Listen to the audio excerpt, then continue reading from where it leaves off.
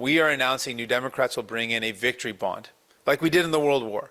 This is an opportunity for Canadians to invest in our country. In fact, during the World War, victory bonds raised more revenue than taxes because Canadians were so committed to doing their part. So right now, for Canadians who are wondering, how can I contribute? A victory bond would be a guaranteed investment where you would purchase a bond, a 5-year or 10-year, and if you hold it to maturity, you would get all the revenue tax-free. So it's a way to, we're going to need to raise money to be able to build the roads, the bridges, the infrastructure we need. Instead of relying solely on banks and paying debt and interest to those banks, let's pay interest to Canadians instead. And so I'm inviting Canadians to do their part, and this would be a way to do so.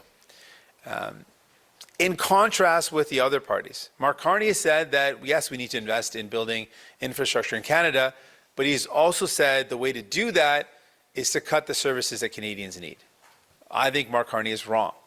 We cannot afford to cut the services Canadians need. At this time when we're up against so much uncertainty, Canadians need that support. We need our health care, we need our pensions, so the threat of cutting those things to pay for investments is wrong. And Pierre Poilievre's plan is deep cuts. His plan is deep cuts to the things that you need. That is the wrong thing to do.